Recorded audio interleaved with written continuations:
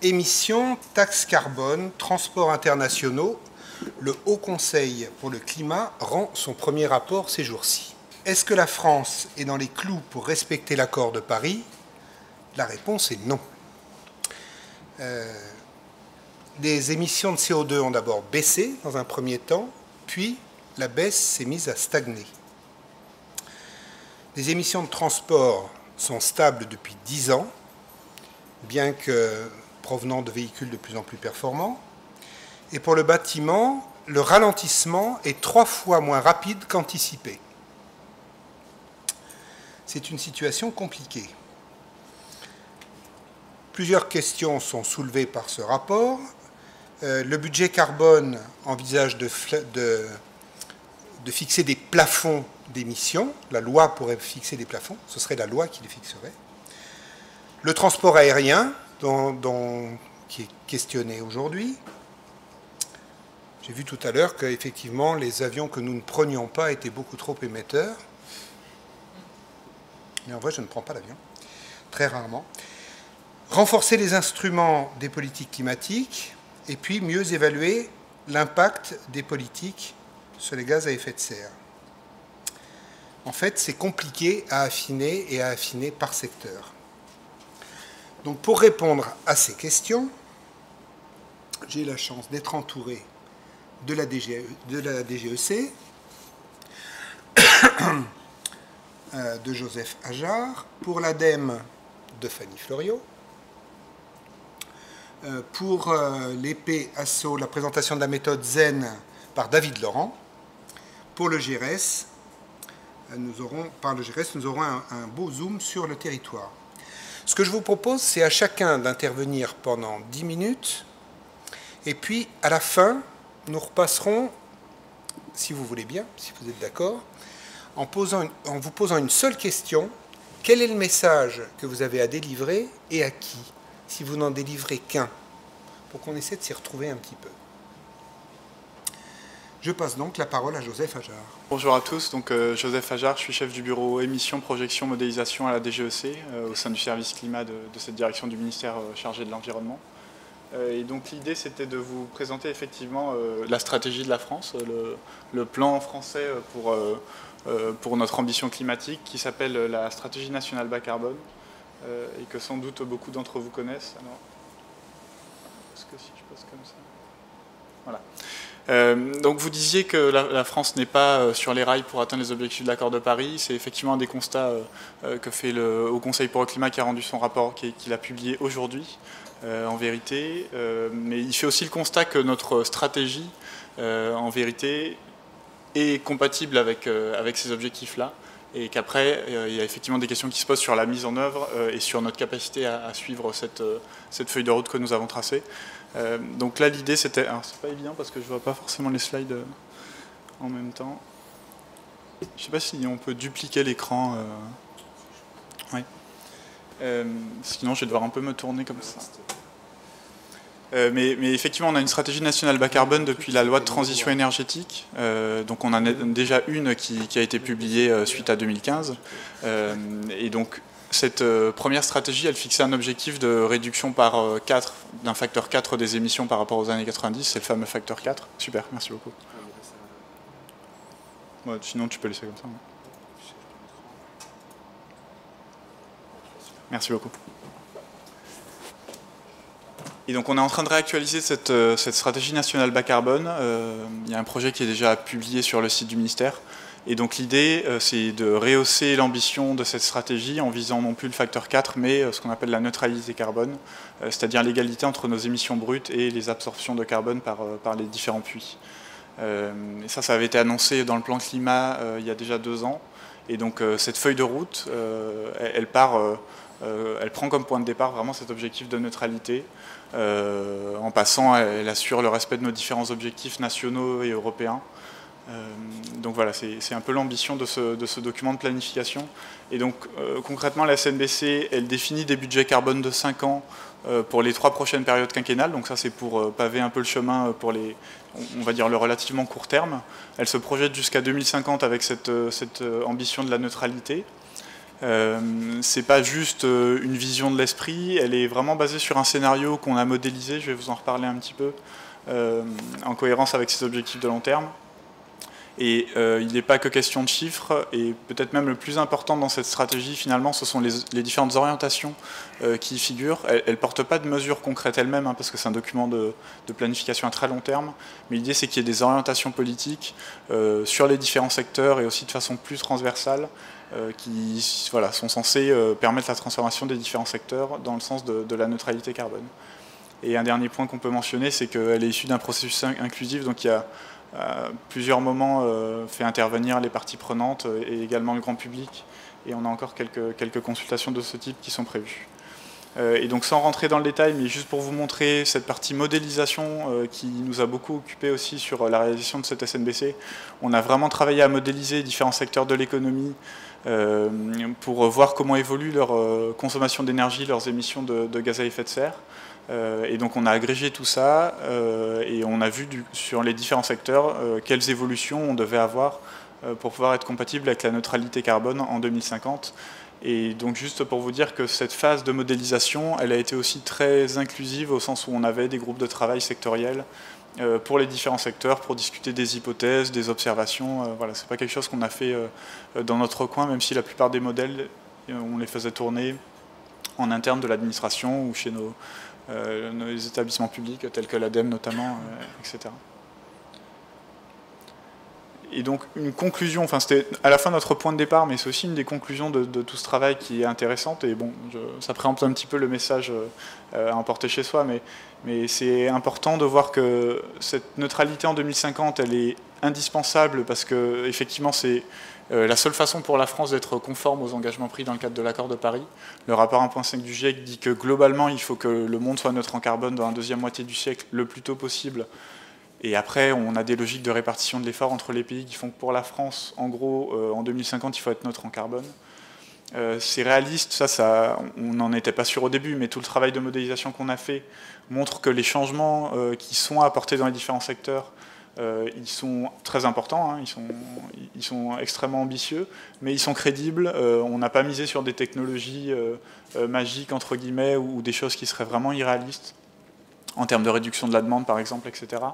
On a des enseignements sur les leviers à mobiliser, mais tout ça reste vraiment dans le domaine du raisonnable, et donc c'est aussi quelque chose qui est important. Et troisième point, c'est souhaitable. On a aussi fait une analyse macroéconomique de la trajectoire, hein, telle qu'elle ressort de cet exercice de modélisation, et on s'aperçoit qu'elle est légèrement positive pour le PIB et pour l'emploi par rapport à une trajectoire business as usual. Il faut bien sûr prévoir des mesures d'accompagnement parce qu'il y aura des transformations assez fortes et des effets sur les prix de l'énergie, donc pour les secteurs de l'économie et les ménages. Mais néanmoins, au global, on a des effets positifs sur l'économie, légèrement positifs, mais en tout cas, on ne sacrifie pas notre économie pour atteindre cette neutralité. Et donc, les principaux enseignements qui nous permettent de viser la neutralité, donc c'est d'abord une forte baisse des consommations d'énergie dans tous les secteurs, grâce à l'efficacité énergétique et aussi à la sobriété. On a quelques hypothèses de sobriété dans le scénario, et quasiment une division par deux du coup de la consommation d'énergie primaire par rapport à la situation actuelle. On a pour le reliquat une énergie qui est complètement décarbonée en 2050. Tout le secteur énergétique est décarboné en 2050. La neutralité, c'est les émissions brutes et aussi les absorptions. Donc on a un travail sur les puits de carbone. Donc le puits naturel, c'est tout le secteur des terres et la forêt, où il y a aussi des orientations parce qu'il va falloir maximiser cette pompe à carbone. Et le capture et le stockage, la capture et le stockage du carbone, donc le CCS, qui est une option technologique pour capturer du carbone, qu'on a intégré également dans la SNBC dans des proportions assez limitées, parce que c'est une technologie qui n'est pas encore mature. Donc on y a recours de façon très, très limitée. Et finalement une forte réduction des émissions non énergétiques et qui seront incompressibles, hein. C'est pour ça qu'on a un talon d'émissions quand même à la fin, notamment dans le secteur de l'agriculture, donc c'est tout ce qui est lié à l'élevage, et le secteur de l'industrie avec les procédés industriels. Mais c'est des émissions qui ne sont pas liées à l'utilisation de l'énergie en tant que telle. Donc ça, c'est pour vous donner une vision un petit peu de la trajectoire qui ressort de cette stratégie. Les couleurs, c'est les différents secteurs. Les trois grands rectangles, c'est les budgets carbone pour les 3 prochaines périodes quinquennales. Et les pointillés, c'est les émissions tendancielles, si vous voulez, par rapport à ce qu'on observe aujourd'hui. Donc voilà, on voit cette diminution des émissions jusqu'à 2050, et en bas, du coup en négatif, vous avez le puits de carbone avec la partie en verte qui est le secteur des terres, et la petite partie en noir qui apparaît un peu tardivement, qui est la capture technologique du carbone que je vous évoquais tout à l'heure. Et juste un petit zoom sur la situation en 2050. Donc là, on est à 80 mégatonnes en équivalent CO2. Aujourd'hui, on est plutôt autour de 420. Donc on voit qu'on a un talon d'émissions incompressible, hein, entre guillemets. Et donc là, c'est le puits de carbone qui va nous permettre de compenser ces émissions et d'être neutre en net en carbone. Donc où en est-on? Je l'évoquais tout à l'heure, le projet il est publié sur le site du ministère, hein, vous l'avez peut-être déjà aperçu, y compris une synthèse qui est peut-être un peu plus facile d'accès, l'évaluation environnementale stratégique qui est obligatoire pour tous les stratégies publiques, et une synthèse du scénario, là qui revient sur toutes les hypothèses qu'on a prises pour la modélisation par secteur, donc qui est intéressante si on veut voir secteur par secteur ce que ça représente un peu quantitativement. En termes d'hypothèses qu'on a prises pour cette modélisation. On a réalisé la quasi-totalité des consultations obligatoires qui sont prévues réglementairement. Il reste une consultation du public sur Internet à venir, donc ce sera mis en ligne de façon un peu formelle, et le public aura un certain temps pour nous faire part de commentaires sur Internet qu'on va essayer de synthétiser et prendre en compte autant que possible. Et donc, entre-temps, on a eu quelques nouveautés en termes de gouvernance. Vous avez évoqué le HCC, effectivement, un très important nouvel acteur. On a aussi le Conseil de défense environnementale, qui voilà, est un petit comité de ministres autour du président de la République et qui vont se réunir périodiquement pour discuter de sujets liés à l'environnement, essayer de faire des progrès sur ces différents sujets. Et donc, le climat va bien sûr être assez haut dans l'agenda.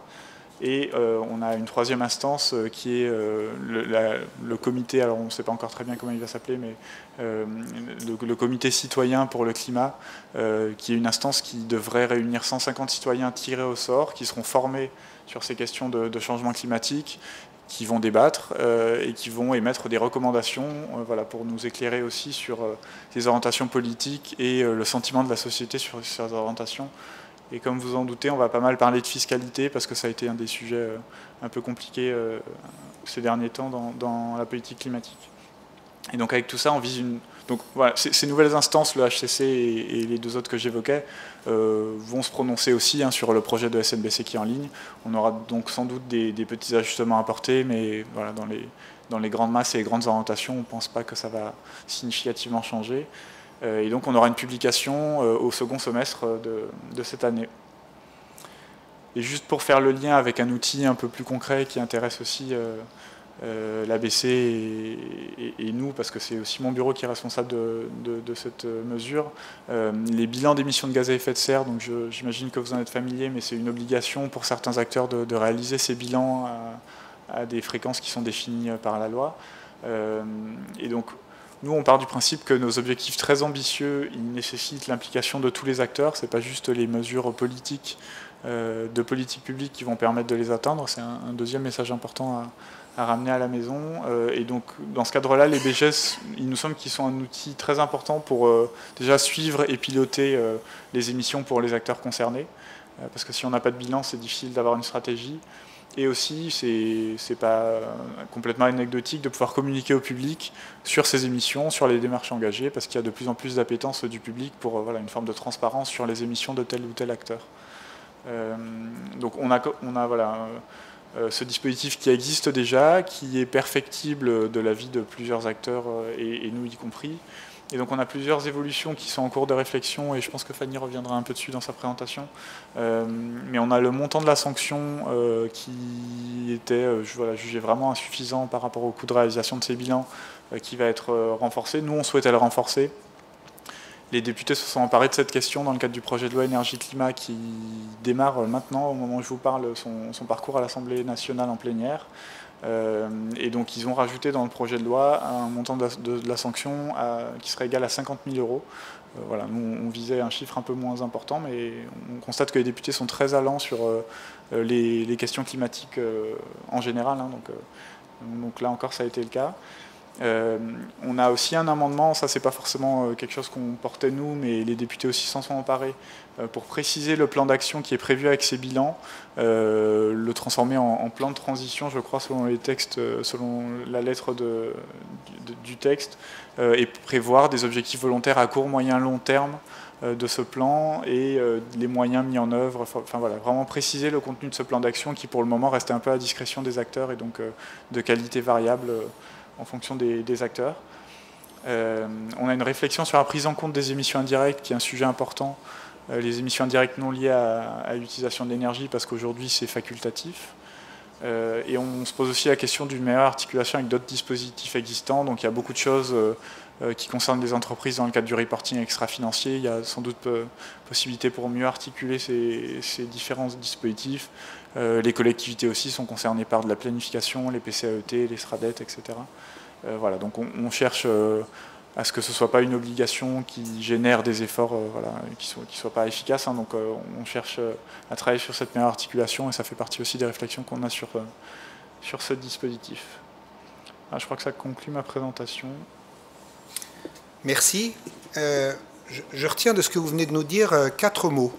L'objectif, l'engagement, la consultation et la sanction.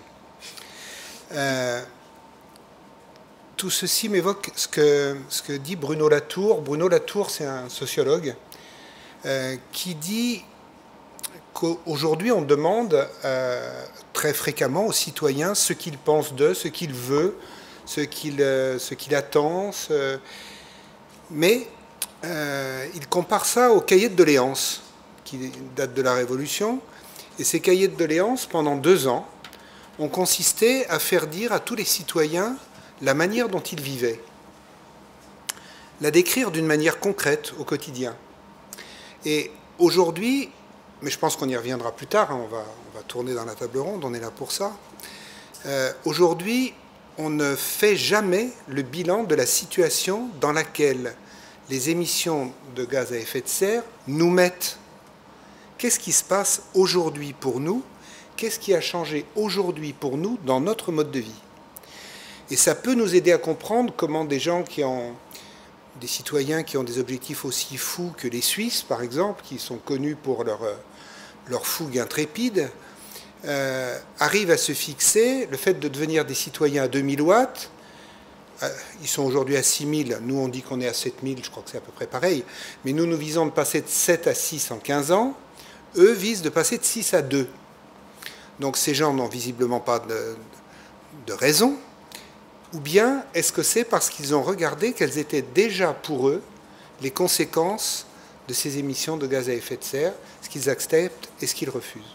Mais je pense qu'on y reviendra tout à l'heure.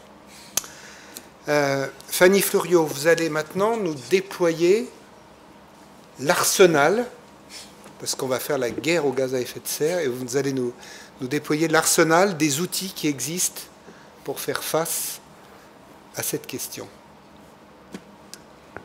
Tout à fait. Merci, bonjour à tous. Donc Fanny Fleurio, je travaille au service climat de l'ADEME et je suis notamment en charge du centre de ressources sur les bilans GES et donc de la base carbone et plus globalement de tout ce qui tourne autour de la comptabilité carbone des organisations. Alors juste avant de commencer sur voilà, un petit peu tout l'arsenal qu'on a pour accompagner les organisations, pour justement les appuyer dans cette réglementation bilan GES et ses futures évolutions, je tiens juste à rappeler qu'il faut, alors certes cette réglementation est perfectible, après il ne faut pas non plus rougir par rapport à cette réglementation qui a été mise en place, qui est quand même une première au niveau international. On est quand même le seul pays à imposer aux organisations la réalisation de ce bilan GES, qui reste la première étape, même si certes aujourd'hui son périmètre est assez restreint, ça reste quand même une première brique, donc il ne faut pas non plus rougir sur le fait que certes elle est perfectible, mais on avait déjà fait un grand pas avec la mise en place de cette réglementation. Et donc on est ravis que le ministère envisage la deuxième étape qui est d'élargir du coup les obligations liées à cette réglementation. Et donc là, ce que je voulais faire un petit peu, juste pour essayer de pas non plus commencer à stresser et avoir trop peur par rapport à justement cet élargissement de l'obligation de la réglementation, savoir qu'il y a déjà beaucoup de choses qui existent et surtout il y a déjà beaucoup de choses qui sont faites sans pour autant que ce soit réglementaire aujourd'hui. et notamment par rapport à l'intégration de la prise en compte de tous les postes significatifs qui est déjà de toute manière depuis la loi de transition énergétique, donc pour la croissance verte, qui a déjà été une première nouveauté sur toutes du coup, les entreprises. Avec du coup l'article 173. Donc finalement, aujourd'hui, le rapporter à l'ensemble des obligés pour la réglementation bilan geste, cela reste tout à fait cohérent, d'autant plus que ça a été acté au niveau de la norme ISO sur la comptabilité carbone pour les gaz à effet de serre au niveau international. Donc on peut se dire assez facilement que si l'ensemble de la communauté internationale considère que c'est important d'intégrer tous les postes significatifs, à l'échelle de la France, ça devrait être aussi important. Donc après, c'est vrai que ça peut faire peur de se dire qu'il va falloir intégrer tous les postes significatifs sur son bilan. En soi, il faut quand même savoir que si on le fait, on aura quelque chose d'un peu plus cohérent et à la suite un plan d'action un peu plus cohérent et donc un peu plus efficace. Donc c'est quand même pour le bien fondé de l'exercice. Et surtout, on a déjà énormément de ressources qui existent pour accompagner les organisations sur la réalisation de ces bilans, à savoir les guides sectoriels que citait notamment Gérard tout à l'heure, qui permettent du coup de donner les clés secteur par secteur pour la réalisation d'un bilan GES, avec effectivement la hiérarchisation des postes, où est-ce qu'on va récupérer ces données, quel périmètre on fait, etc. Donc c'est vraiment en gros le bilan GES pour le secteur de la santé, le bilan GES pour le secteur agroalimentaire, le bilan GES, etc., etc. Je vous passe les détails. Sachant que ces formats sont tous disponibles gratuitement sur le centre de ressources, ils sont donc classés par secteur. Vous avez à la fois le guide, donc qui peut être un petit peu impressionnant et un petit peu rebutant au départ, parce que vous avez certains guides qui font plus de 200 pages, où vous allez retrouver des retours d'expérience. Mais il y a également pour chacun de ces guides un résumé en 4 pages, qui vous permet en un coup d'œil de voir un petit peu ce que vous allez y trouver dedans, et qui vous permet de dédramatiser la chose avant de se lancer dans la lecture. Alors je ne vous cache pas que sur ces guides sectoriels, donc on en a déjà 18, mais forcément il y a des secteurs qui aujourd'hui ne sont pas couverts. Là-dessus, l'ADEME reste totalement à disposition des différentes fédérations de professionnels des secteurs qui ne seraient pas couverts s'ils sont intéressés par développer le guide sectoriel de leur secteur. N'hésitez pas à me contacter, parce que du coup, il faut quand même savoir que ces guides-là, ce n'est pas juste l'ADEME qui a réfléchi en chambre à, pour ce secteur, qu'est-ce qu'il faudrait faire et qu'est-ce qu'il faudrait comptabiliser. Ça a vraiment été des guides qui ont été co-construits avec l'ensemble des acteurs du secteur concerné à chaque fois. Et donc ça a vraiment été des co-constructions justement pour mettre en avant des retours d'expérience et des cas concrets remontés du terrain. Si tu veux bien passer. Oui. Et donc suite à ce que justement mentionnait Joseph juste avant, et qui est vraiment une très grosse avancée je pense pour cette réglementation et pour l'exercice de bilan GES, c'est justement d'intégrer désormais un vrai plan de transition avec des objectifs, un vrai plan d'action, une évaluation de ces actions à remettre au regard du coup de l'évaluation du bilan GES. Donc c'est vraiment repositionner le bilan GES comme le point de départ avec un réel plan d'action pour la réduction de ces émissions derrière. Là encore, ça peut être un petit peu effrayant pour des structures qui se cantonnaient, on va dire, au minimum réglementaire qui était, j'énumère quelques actions par rapport à mes émissions scope 1 et 2. Mais il faut savoir que là encore, il y a énormément de ressources disponibles. Donc à la fois un guide méthodologique qui vous explicite comment construire son plan d'action et sa stratégie à partir de son bilan GES. Sur tout ce qui est quantification des actions, vous allez retrouver déjà des exemples d'actions de réduction qui peuvent être mises en place dans les diverses organisations, avec déjà plus de 70 retours d'expérience sur la quantification de l'impact de ces actions, donc à partir de la méthodologie qui a été développée par l'ADEME QuantiGES. Et d'une manière générale, surtout pour ne pas oublier que voilà, le bilan GES, ça s'inscrit dans une démarche plus globale que juste prendre la photo de ces émissions. Il ne faut vraiment pas hésiter à s'inscrire dans une démarche plus large comme ACT qui a été développé par l'ADEME. Alors je ne sais pas si tout le monde est forcément très au courant de cette démarche-là, mais c'est vraiment finalement mettre en place l'évaluation de sa stratégie carbone pour les entreprises. Ça n'existe pas encore pour les collectivités, c'est en cours de réflexion et de déploiement. Mais l'idée c'est vraiment là de réfléchir finalement lorsqu'on construit finalement son plan de transition à la suite de son bilan GES, à être vraiment dans une logique de stratégie bas carbone pour l'organisation. Stratégie bas carbone qu'il faut vraiment réfléchir, et c'est peut-être là le point le plus important, c'est qu'aujourd'hui, pour la pérennité d'une organisation, que ce soit un territoire ou une entreprise, ne pas intégrer le carbone comme un critère primordial au même titre qu'être à l'équilibre en fin d'année pour son budget, c'est plus ou moins voué à l'échec. Donc il n'y a pas vraiment de choix aujourd'hui si on veut garantir la pérennité économique de son entreprise ou la pérennité de son territoire que d'intégrer le climat. Et pour ça, l'outil de bilan GES, ça reste la première étape accessible, avec beaucoup de ressources et qui permet de construire sa trajectoire. Merci. Alors, je retiens encore plusieurs choses de ce que vous venez de dire. La première, c'est la dernière que vous venez de citer, c'est la question de pérennité liée au bilan GES. C'est-à-dire que si on ne regarde pas, si c'est un aspect qu'on ignore, on se met en danger. J'ai aussi entendu qu'il y avait 18 guides, mais que malheureusement, un certain nombre de secteurs n'étaient pas encore couverts, et que, visiblement, il y a une foultitude de documents qui sont disponibles. Et la question à laquelle on pourrait essayer de répondre peut-être tout à l'heure, c'est de se dire, est-ce qu'on pourrait avoir une table d'orientation qui permettrait finalement de s'y retrouver? Parce qu'une table d'orientation, ça sert à ça. On a un beau paysage devant soi, il y a plein d'outils. Vous avez vraiment des outils multiples et efficaces. Mais comment on s'y retrouve dans ces outils? Et comment est-ce qu'on fait en sorte que finalement résoudre viser cet objectif de pérennité qu'on ne peut pas ignorer, comment est-ce que ça peut nous simplifier la vie au lieu de nous la compliquer? Mais on en reparlera tout à l'heure. David Laurent, vous allez nous parler de la méthode zéro émission nette.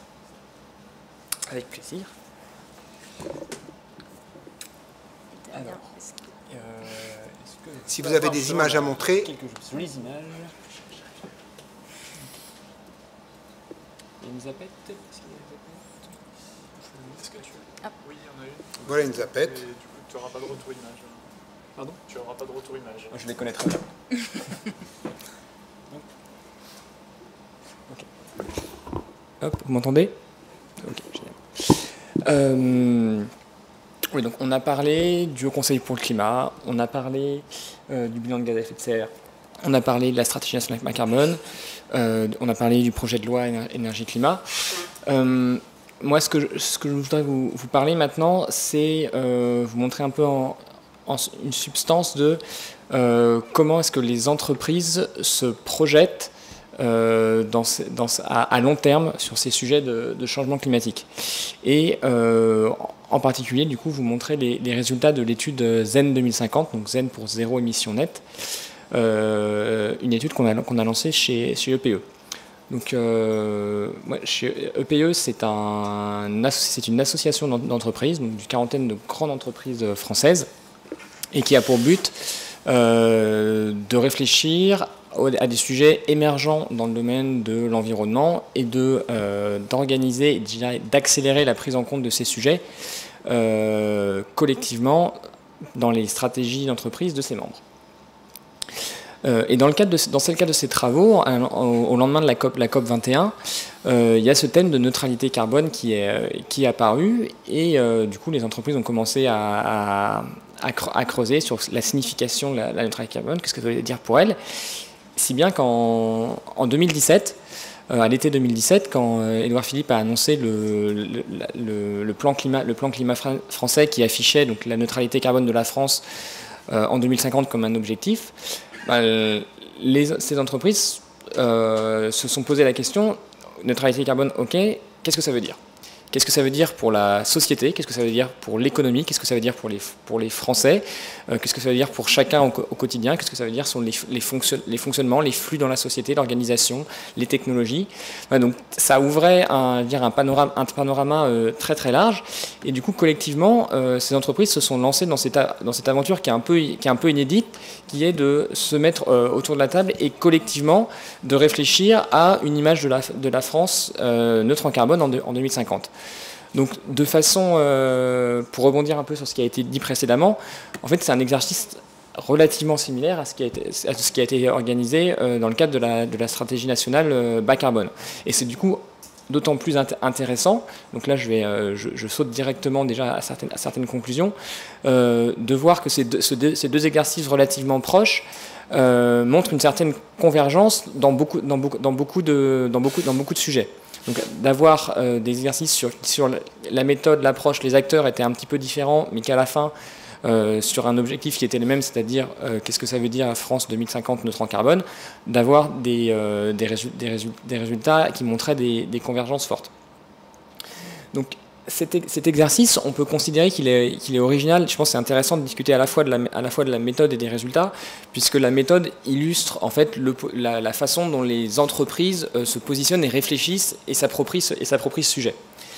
D'une part, cet exercice, on peut dire qu'il se caractérise par voilà, un positionnement collectif d'entreprise, parce que pour une entreprise, se projeter d'une part un horizon de 30 ans, c'est inhabituel. Une entreprise, ça regarde soit ses objectifs court terme, 3 à 5 ans, on va regarder un certain horizon d'investissement, on peut aller jusqu'à 10 ans, 15 ans, dans certains cas, certains secteurs, ça peut aller plus loin, mais globalement, on dépasse pas vraiment ces échelles.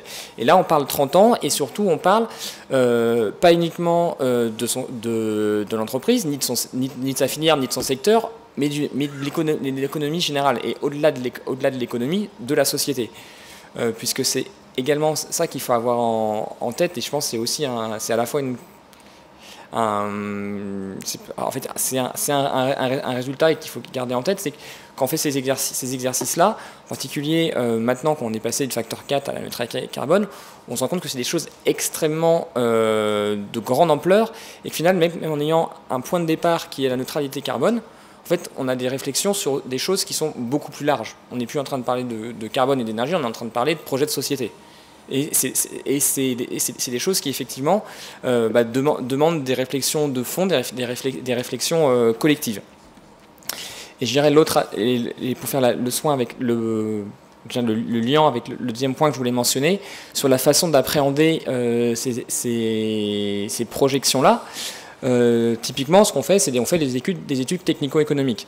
Là, on se rend compte très rapidement que c'est insuffisant pour pouvoir appréhender la complexité de ces sujets. Donc, dans l'étude GEN, c'est aussi quelque chose qu'on a voulu prendre en compte en intégrant d'autres dimensions.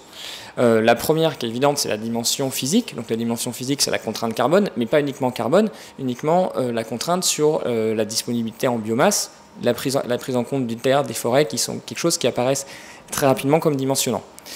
Et également une autre dimension qui est la dimension sociologique, puisqu'on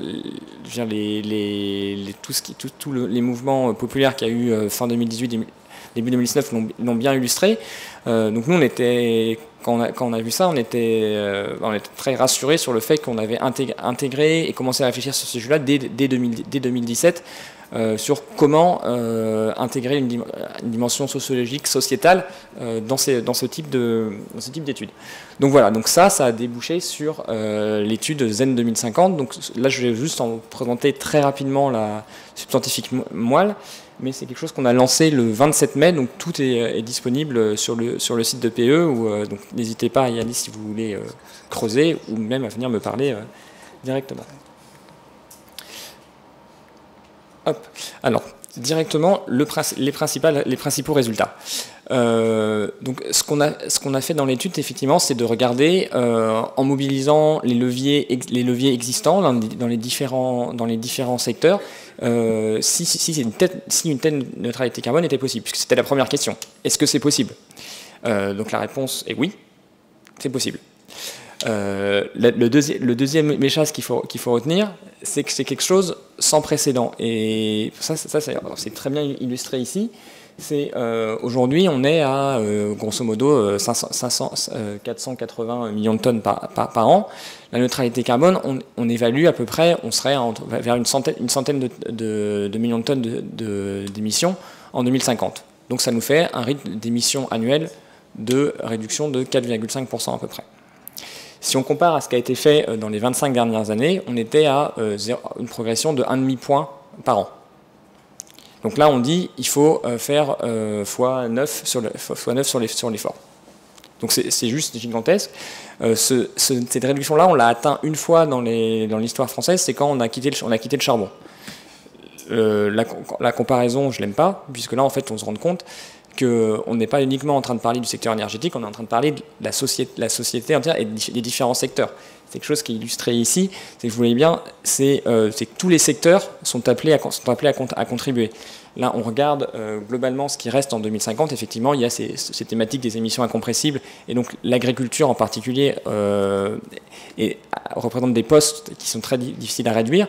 Mais ensuite, on va avoir des décarbonations extrêmement fortes dans le domaine du bâtiment, dans le domaine de la mobilité. Ensuite, évidemment, industrie encore, ça va être quelque chose d'important. Les déchets. Voilà, donc c'est en fait vraiment, on a une mobilisation globale de tous les leviers qui existent pour pouvoir diminuer ces émissions. Et le corollaire de ça, c'est en plus de diminuer les émissions, il y a également les puits carbone, donc les absorptions, qui sont dimensionnantes, puisque c'est elles qui nous donnent le budget, ce que les autres secteurs ont la possibilité d'émettre. Donc travailler sur ce puits de carbone, l'augmenter, le valoriser, c'est un point extrêmement important. Le corollaire de ce changement sans précédent, c'est qu'il y a besoin de toutes les solutions. En fait, c'est assez intuitif, puisque en fait, ces changements ils sont tellement de grande ampleur, c'est que pour aucun acteur, c'est viable et c'est même possible d'y aller tout seul. Que ça soit pour les pouvoirs publics, ça serait un suicide politique d'essayer d'implémenter des mesures extrêmement coercitives à court terme pour s'engager sur cette voie. Pour les individus également, on se rend compte que la possibilité de chacun à faire des efforts est limitée, que ce soit par les déterminants ou par les efforts de ses voisins. Et pour les entreprises également, il y a des problèmes de compétitivité, qu'elles soient nationales ou internationales, qui limitent l'engagement.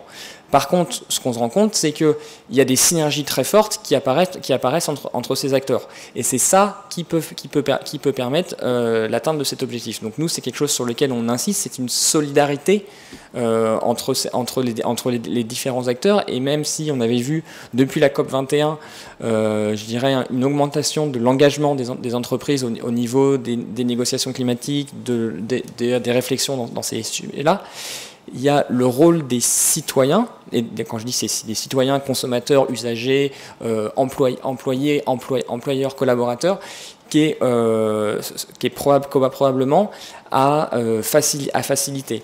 Une des choses qu'on a fait dans la démarche GEN, c'est un panel citoyen. C'est-à-dire, on a travaillé avec Ipsos pour avoir pendant deux week-ends 23 personnes qui étaient illustratives de différentes sensibilités qu'on peut trouver en France, et on leur a soumis les recommandations que je vais vous présenter après. Et en fait, le résultat, il a été un peu différent de ce qu'on attendait. C'est la première chose qu'ils nous ont dit, s'ils n'ont pas commenté nos recommandations, ils ont dit non mais c'était extrêmement intéressant ce qu'on avait présenté, mais nous, la première chose qu'on veut dire, c'est d'une part, on n'était pas conscient de l'ampleur des enjeux liés au changement climatique. Deuxièmement, on n'était pas conscient de l'ampleur des actions à mener. Et troisièmement, on n'était pas conscient du rôle qu'on pouvait jouer individuellement. Donc c'est vraiment cet axe-là également qu'on voudrait développer. Ensuite, le dernier point, c'est une réflexion effectivement à 2050.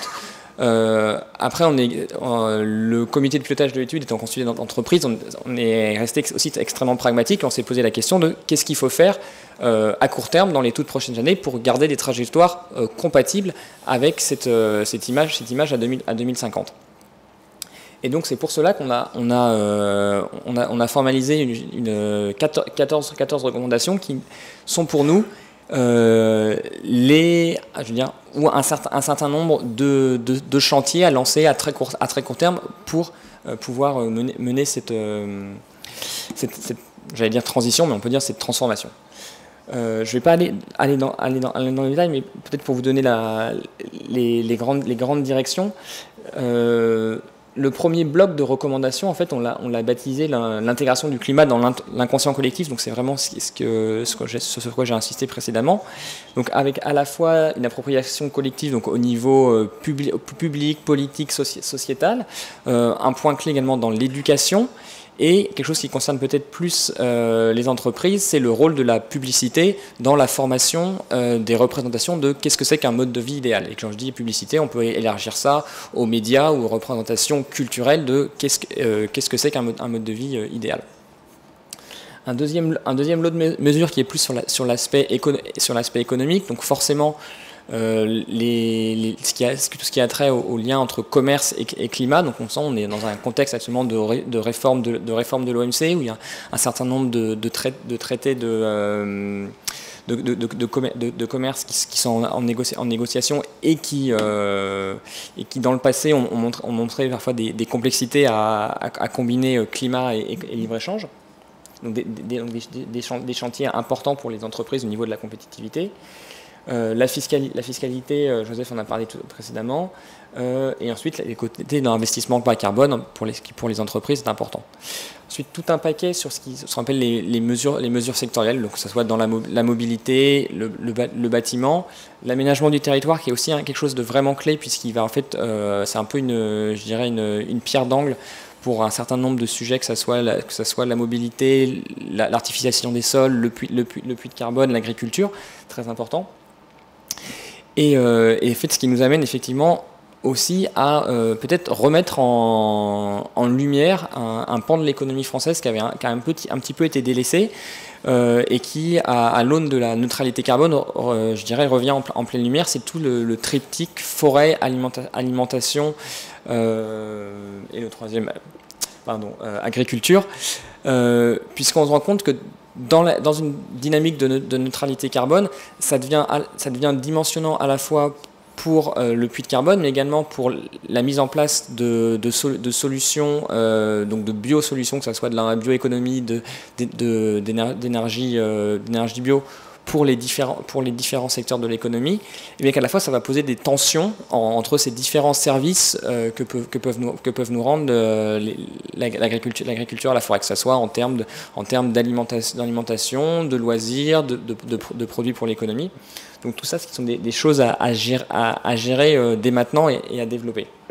Et le dernier point sur l'alimentation, qui est clé à la fois parce que ça a des bénéfices pour la santé humaine, mais également pour le climat plus généralement, avec cette problématique des émissions du cheptel bovin. Voilà, je m'arrêterai ici. Donc n'hésitez pas à les regarder plus en détail. Et peut-être un point sur la suite, c'est que voilà, nous, chez EPE, on réfléchit justement à comment est-ce qu'on peut encore porter ces recommandations, que ce soit au niveau français, mais également au niveau européen, puisqu'on se rend compte qu'il y a des choses qu'on ne peut pas faire tout seul en France, et également de décliner ces visions de 2050 et ces trajectoires dans les différents filières et secteurs de l'économie. Voilà, merci beaucoup. Merci David. Ce que je retiens de votre intervention, il y a plusieurs choses. La première, c'est l'absence de conscience. Vous avez dit que les citoyens n'étaient pas conscients de la situation dans laquelle ils étaient, et ni conscients des possibilités qui existent. Et puis vous avez employé d'autres mots qu'on n'emploie pas tout le temps, qui sont collectivement et solidarité. Ça me fait penser à ce que je vous ai raconté tout à l'heure du territoire de Figeac, dans lequel les agriculteurs ont réussi à mettre un territoire en mouvement par solidarité, et ils l'ont fait collectivement. Mais vous avez dit aussi qu'il faut utiliser toutes les solutions. Il faudrait tout faire et en même temps. Et c'est sûrement quelque chose d'assez compliqué, et notamment pour arriver à s'y retrouver dedans, pour arriver à ce que les citoyens s'y retrouvent. Donc je repars de la première idée qui était celle de Bruno Latour, de dire les cahiers de doléances. Quel est l'impact aujourd'hui sur ma vie de la situation des gaz à effet de serre? Le deuxième, il est de dire il va falloir faire beaucoup de choses, mais on ne fera pas tout en même temps. Et donc, quelle borne est-ce qu'on peut fixer en disant lorsqu'on aura atteint telle borne, on pourra déclencher telle action? Peut-être qu'aujourd'hui, vous n'êtes pas immédiatement concerné, la plage n'a pas encore reculé de 3 mètres, mais quand elle aura reculé de 2 mètres, qu'est-ce que vous ferez? Donc ça permet de s'organiser sans être dans la panique, sans être dans le stress absolu qui bloque, qui fait qu'on n'a pas de solution. Et peut-être qu'une des solutions consiste, même s'il faut utiliser tous les moyens qu'on aura à notre portée, peut-être qu'une des solutions consiste à dire, chaque année, on peut avoir un projet, un grand projet, un projet important, un projet autour duquel on peut se retrouver et sur lequel on peut faire collectivement.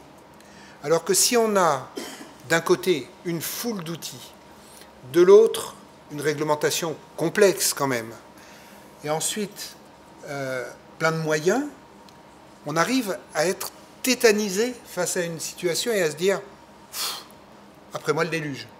Non, après moi le désert. Ça a changé. Mais je pense qu'il y a quelque chose à chercher de ce côté-là. On y reviendra tout à l'heure. Le GIRES va nous parler du label bas carbone. Oui, merci.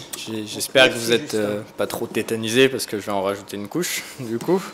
Mais oui, bon, merci beaucoup pour l'invitation à cette table ronde qui est très bien organisée, puisqu'après un rappel des objectifs, un petit tour d'horizon des outils de mesure mis à disposition des organisations, des objectifs de réduction aussi des entreprises, moi je viens vous parler de un peu la dernière étape, la compensation carbone, qui redevient très très à la mode dans ce contexte de neutralité carbone que tout le monde recherche, du rapport du Haut Conseil pour le climat aussi, donc qui aborde la question vraiment très fortement. Donc la compensation carbone,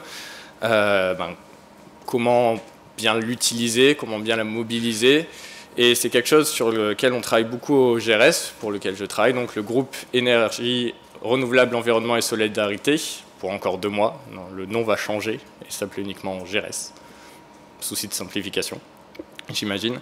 Donc on travaille sur ces questions depuis 2005, puisqu'en fait on est pionnier un peu de la finance carbone par la compensation grâce à la plateforme CO2 solidaire, dont vous avez peut-être déjà entendu parler, et qui proposait autant à des entreprises, des collectivités qu'à des particuliers de compenser leurs émissions.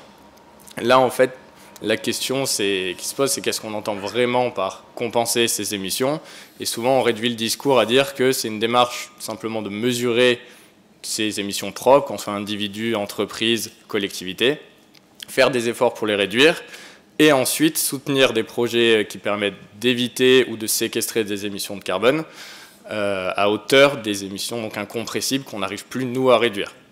C'est ça l'objectif, qui a pu être un peu biaisé comme on va le voir, donc un peu en étudiant le rapport entre le GRS et la compensation depuis ses débuts, je vais essayer de soulever les grandes questions que ça peut poser et arriver sur les nouvelles perspectives, dont le label bas carbone, mais ouvrir un petit peu aussi à d'autres outils qui se développent en ce moment. Donc le GRS s'y est mis en 2004-2005 en proposant avec d'autres porteurs de projets des crédits carbone qui sont donc issus de projets souvent de développement à l'étranger et qui permettent soit d'éviter, soit de séquestrer des tonnes de CO2 qu'on va ensuite proposer à des acteurs français pour compenser les émissions qu'il leur reste. On est dans un contexte qui est plutôt favorable à tout ça parce qu'il y a plein d'initiatives qui cherchent à mettre un prix sur le carbone pour rediriger la finance, pour rediriger les moyens financiers vers quelque chose de plus vertueux. Donc c'est aussi à cette époque que le marché européen du carbone, par exemple, apparaît. Le protocole de Kyoto rentre enfin en vigueur avec ses mécanismes de développement propres, donc, qui intéressent beaucoup la compensation. Après, les taxes carbone viendront un peu de partout. Après, il y a une grande diversité d'outils en fait, partout dans le monde qui cherchent à mettre un prix sur le carbone pour réorienter les financements. Et on y croit beaucoup. Et puis la compensation, un peu comme tous ces outils, s'effondre quelque peu, puisque les prix sur le marché européen du carbone, ça ne vous aura pas échappé, sont très vite arrivés à un niveau trop bas pour être effectifs. Il en va de même des mécanismes du protocole de Kyoto qui ont été bloqués, notamment parce que difficulté à rentrer dans une nouvelle phase, la sortie des États-Unis, je ne vous refais pas tout le panorama, mais la compensation donc, qu'on appelle réglementée, encadrée par la Convention cadre des Nations Unies sur les changements climatiques, et a reçu un gros coup de frein et était quasiment impossible. Donc il a fallu trouver un autre moyen d'appliquer cette compensation, et ça a été des mécanismes volontaires, certifiés par des organismes privés, le Gold Standard ou Verra VCS, dont vous avez peut-être entendu parler. Et à ce moment-là, des porteurs de projets, donc souvent de développement des énergies renouvelables, d'utilisation des sols, de projets forestiers, allaient auprès de standards privés pour se faire reconnaître des émissions, des réductions d'émissions, on va dire, qu'ensuite des entités pouvaient acheter pour compenser leurs émissions. Donc il y avait quand même une belle promesse dans ce système qui était de dire on va réussir à la fois motiver les entreprises, les entités en France à s'engager elles-mêmes et en plus, pour atteindre leurs propres objectifs, elles vont donner des sous à des projets qui vont éviter des émissions de CO2, avoir des importants co-bénéfices sociaux pour la biodiversité, pour l'environnement. Jusque-là, c'était plutôt très très positif. Et puis il y a eu ces blocages dont je viens de parler avec les difficultés du protocole de Kyoto, des marchés carbone et de plus en plus de questions aussi sur cet outil de la compensation, comme peut-être outil de greenwashing par moment, avec certaines entités qui ont acheté des tonnes, des crédits carbone à très bas prix pour ensuite afficher un message très simple et efficace, simplement nous sommes neutres en carbone, nous avons atteint tous nos objectifs. C'était quand même un petit peu bancal comme annonce, donc il a fallu surveiller ça de très très près. Donc ce volet réduire reste très très important quand on parle de compensation. Et il y a eu plein d'autres questions sur le prix du coût de la tonne. Est-ce qu'on peut vraiment... En fait, on va être sur un marché ouvert avec la compensation volontaire, une offre qui rencontre une demande. Donc il y a des entités en France qui vont demander à compenser des émissions et qui cherchent naturellement à y mettre le moins cher possible, et en face des porteurs de projets qui répondent à cette demande en proposant des crédits carbone en fonction du coût de leur projet. On a de plus en plus une concurrence à la baisse, puisque les porteurs de projets, pour répondre à une demande qui cherche à acheter plus bas, vont proposer des crédits très peu chers. Ça pose question sur la qualité des projets menés, notamment des projets forestiers, des projets forestiers d'utilisation des sols qui sont plus difficiles à suivre, sur tous les co-bénéfices qu'il y a autour. Est-ce qu'une telle baisse des prix permet d'avoir des co-bénéfices vraiment efficaces qui bénéficient aussi aux populations? Aussi, est-ce qu'on n'est pas en train de s'approprier les terres de populations vulnérables qui, quelque part, essayent de subsister en leur imposant un peu notre volonté de compenser en plantant des arbres, en réutilisant leur sol? Donc, énormément de questions qui se sont posées et qui sont encore en train d'être posées actuellement sur le terme de compensation et son utilisation.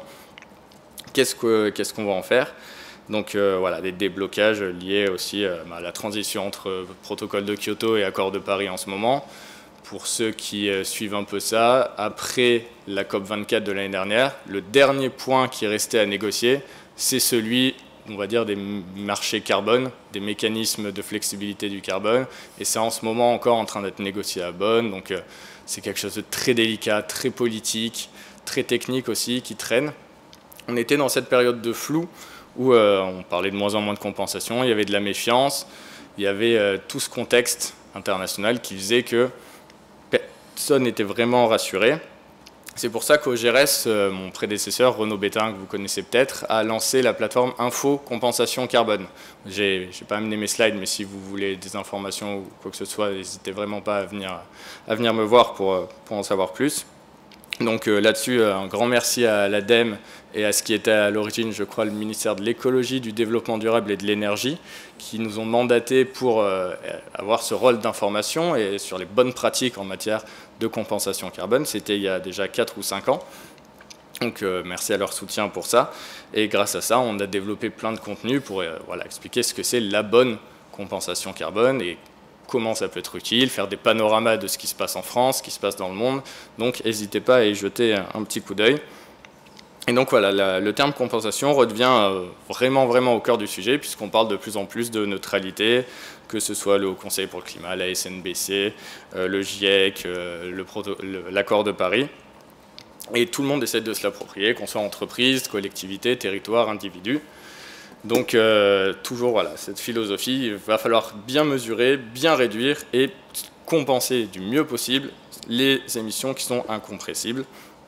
Et pour ça, il y a des nouveaux outils maintenant, dont le label bas carbone, que je vais résumer en 2 mots. Mais c'est simplement lancé par I4C, je vais parler un peu pour eux. Le but, c'est d'avoir une compensation nationale, un cadre qui va permettre de porter des projets en France, parce qu'il y a une forte demande d'entreprises qui veulent investir et contribuer à des réductions d'émissions, mais en France, simplement parce que ça parle plus, ça permet d'impliquer les collaborateurs, il y a un message un peu plus fort. Donc par ce label bas carbone, encadré par le ministère, il va être possible de soutenir et de contribuer à des réductions d'émissions. Notez qu'on va ne plus parler de compensation parce que le terme est un peu biaisé, mais essayer de plus en plus de parler de contribution à des réductions d'émissions, s'inscrire dans cette grande logique.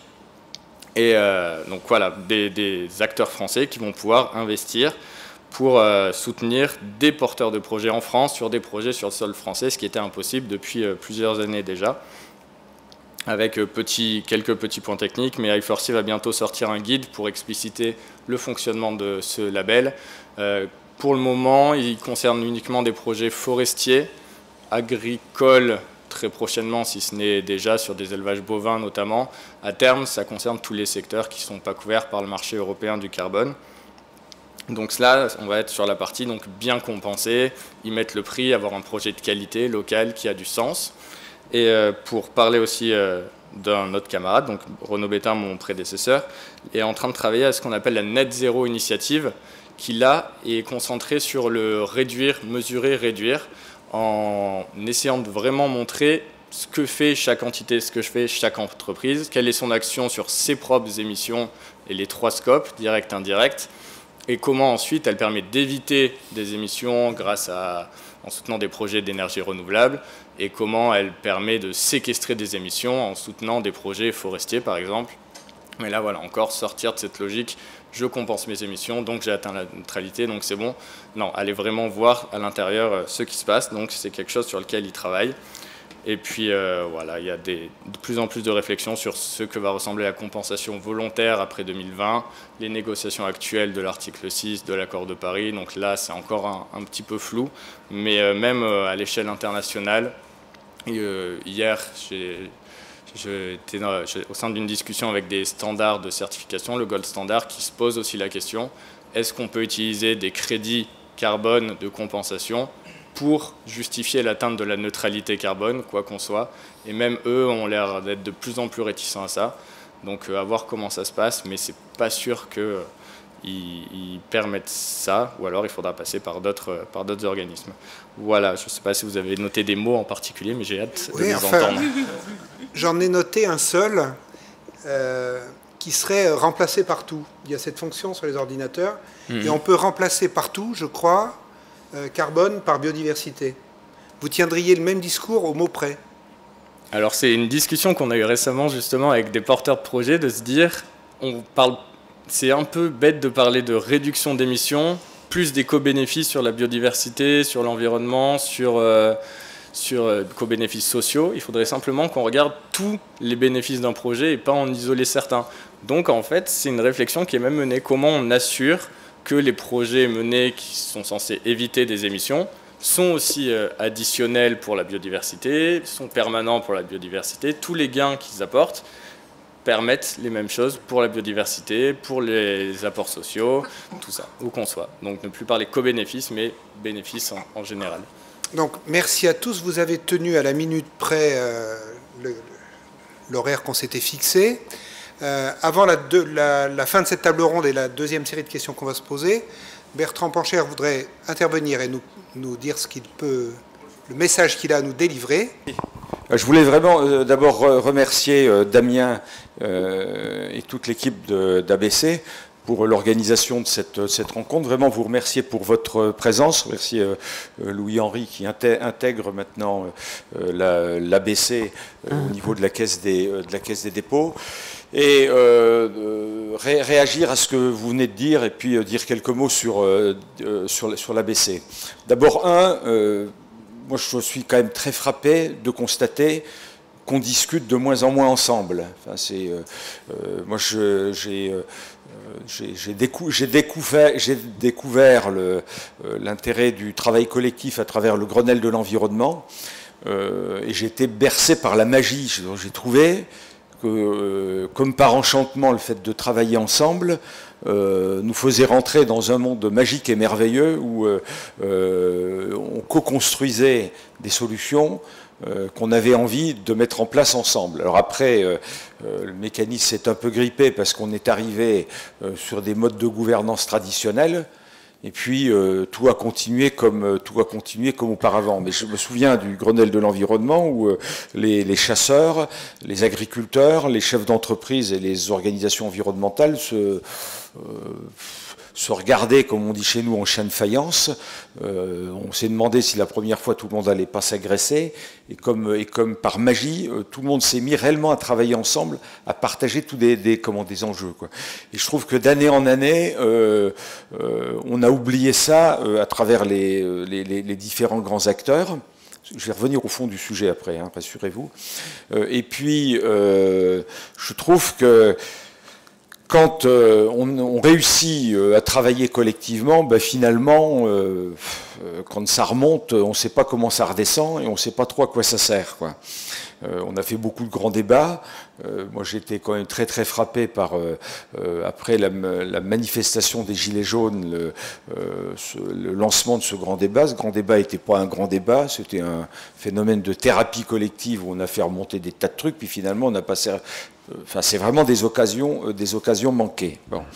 Alors si je dis ça, c'est parce que ce que vous faites là, et ce qu'on est en train de faire, on essaie de faire modestement un petit peu partout, en tout cas à travers les organisations que je préside et les responsabilités que j'ai, c'est vraiment le modèle, parce que quand on vous écoute, on se dit finalement c'est très simple.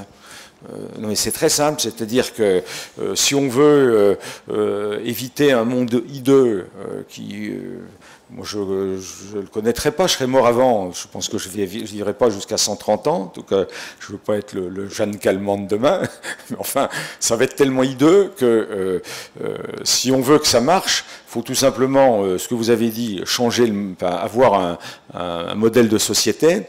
Et puis, ensuite, embarquer tout le monde collectivement. C'est ce que vous avez dit. C'est-à-dire, quand on regarde où on veut aller, ben, ça ne marche que si on change de mode de société et si on embarque tout collectivement. Alors, ça veut dire qu'il faut que nos seuls objectifs soient de montrer un sens, et c'est pas de gigoter en permanence dans cette société de consommation de plus en plus nulle, où on consomme d'ailleurs de la parole publique comme on va dans des supermarchés. Il faut un moment qu'on se pose et qu'on fasse partager un sens, c'est-à-dire le sens, c'est pas compliqué, c'est une société enfin humaine, équilibrée, c'est-à-dire à la fois un développement à la fois économique, social, environnemental, bref, c'est le fondement de l'écologie. Il faut porter un fort ce sens, et je crois, et je peste, enfin le responsable politique que je suis, mais je suis sans doute responsable parce que je suis pas meilleur que les autres, parce que je réussis pas à entraîner. Je peste de voir que personne ne porte ça. Et deuxièmement, il faut un système de gouvernance complètement nouveau, c'est-à-dire associer tout le monde, ce qu'on a failli faire à travers le phénomène des Gilets jaunes. J'étais très frappé où, à un moment, j'ai eu l'occasion de discuter avec le Premier ministre et le Président de la République. Je suis co-président de mon groupe politique, ils ont associé tout le monde. Et je dis, tiens, finalement, ils ont compris. On leur avait même apporté la méthode pour une nouvelle gouvernance. Et puis, paf, le naturel est revenu au galop. Bon. Mais ça ne veut pas dire que ça ne va pas changer, parce que de toute façon, si on ne porte pas le sens, et s'il n'y a pas un cadre collectif de décision, c'est-à-dire on n'est pas à 1 an, 2 ans, 3 ans pour embarquer tout le monde, vous voyez, ça fait des années qu'on dit ce qu'il faut faire, puis finalement, tous nos objectifs, on dérape dans tous les sens. Hein, on fait des cocoricots à travers la COP 21, puis nous, les premiers, on n'atteint pas nos objectifs. Donc, faut vraiment embarquer tout le monde. Donc, voilà ce que je voulais vous dire. Et le temps est venu, à mon avis, que toutes les organisations de la société civile et toutes les personnes de bonne volonté se mobilisent à travers un projet collectif. Si vous le faites tous individuellement, je le dis à vous, mais je le dis à toutes les organisations que je rencontre, ben vous serez comme moi, c'est-à-dire que vous énerverez tous les jours en disant mais la vie passe et j'arrive à embarquer personne. Si vous faites tout individuellement, ça ne marchera pas, quoi. Et si à un moment on ne fait pas un truc collectif, pour embarquer tout le monde, ça peut marcher. Il y a plein d'hirondelles qui annoncent le printemps, hein.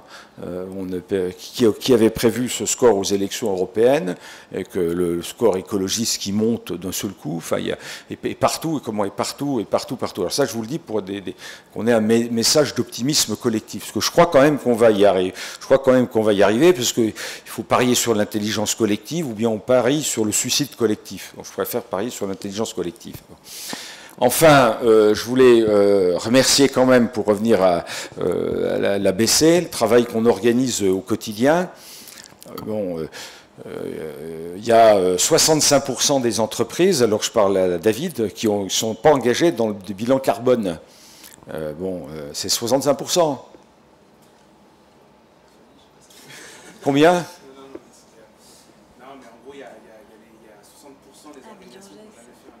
Voilà, 60% des organisations. C'était une obligation du Grenelle de l'environnement il y a 10 ans. Alors il y en a plein qui entraînent les autres, mais enfin, s'il y a plein de passagers clandestins et tout, des gens qui font, le truc peut pas marcher, quoi. Alors la loi énergie, à force de taper, c'est grâce à l'association Bilan Carbone et vous qui êtes présents et qui nous aidez, et grâce à l'administration, je voudrais vraiment la remercier.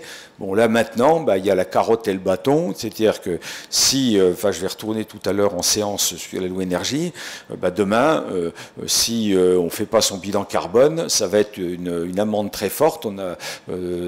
Ça vient d'être décidé en commission, j'espère que ce sera confirmé en séance, 50 000 €. Bon, il faut vraiment qu'on puisse embarquer tout le monde. Donc, il faut vraiment qu'on ait des méthodes parce que c'est comme la concertation, hein, les actions environnementales, c'est d'abord un savoir-être. Ok, on a envie d'y aller, puis après c'est un savoir-faire, c'est-à-dire c'est des méthodes qu'il faut mettre en place, et déjà le savoir-être, il faut que ce soit collectif, puis après c'est les méthodes, et on le fait à travers vous et à travers l'association Bilan Carbone. Alors voilà ce que je voulais vous dire, comme aujourd'hui, je voulais vraiment vous remercier pour votre engagement. Il faut qu'on travaille tous collectivement, enfin le temps presse, et on ne peut pas laisser comme ça tout se dégrader. J'ajoute que l'enjeu, il n'est pas uniquement nous Français de réussir, de réussir à tenir nos engagements. Nos engagements sont possibles. Il est de faire en sorte que la France tire l'Europe à travers ce modèle de développement nouveau. L'Europe est la première puissance économique mondiale et on a une possibilité à travers l'Europe de tirer le monde. On a la possibilité de le faire. Donc finalement, tout est réellement possible. Simplement, il faut maintenant qu'on s'engage. Voilà ce que je voulais vous dire. Je voulais vraiment vous remercier pour ce que vous faites. Et puis, je ne doute pas, avec Damien, avec toutes les équipes qui sont présents, vraiment, on va tous y aller. Merci. Merci. Donc, avant de passer la parole à la salle, je vous propose qu'on fasse l'exercice que je vous ai proposé tout à l'heure, si vous êtes d'accord. C'est-à-dire, chacun de dire si vous avez un message, un seul message, et à qui vous l'adressez. L'intérêt de cette stratégie sur laquelle on a travaillé, c'est pas tant la trajectoire qu'on vous a montrée avec les graphiques, et c'était un peu la même chose que PE a fait.